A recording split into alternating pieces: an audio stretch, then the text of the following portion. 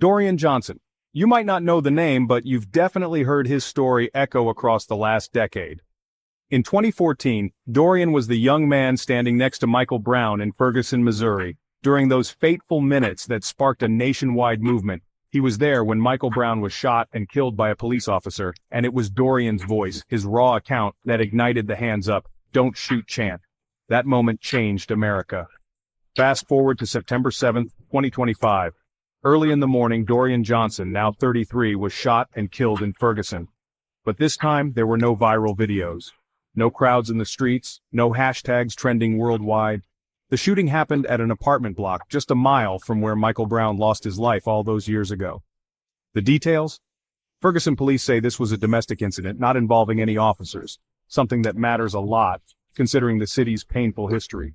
Authorities described it as a claim of self-defense. One person was taken into custody, then released. No charges filed. The investigation is still open, but the case isn't making headlines. It's hard not to see the irony. Dorian's testimony all those years ago helped change the conversation about race, policing, and justice in America. His words became part of a movement, and his courage forced the world to pay attention. The hands up, don't shoot chant, born from his account, became a rallying cry for millions demanding justice and accountability. But that mantra was challenged too. Investigations, even from the Department of Justice, found conflicting witness accounts. The officer who shot Michael Brown was never indicted.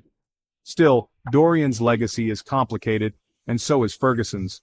The DOJ later found that the Ferguson Police Department had a pattern of discrimination against black residents.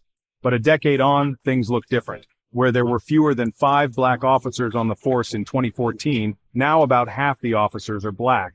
There's mandatory training on bias and the use of force. Progress, however slow, is happening. But here's the thing that gets me. Dorian Johnson's death, after all he lived through, barely made a ripple. For a man whose words once shook the nation, his passing felt almost silent. What does that say about how we value witnesses?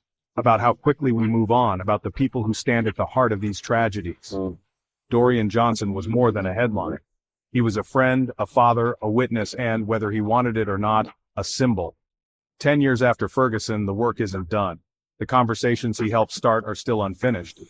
Let's remember Dorian Johnson, not just for what happened in 2014, but for the life he lived and the questions we still have to answer.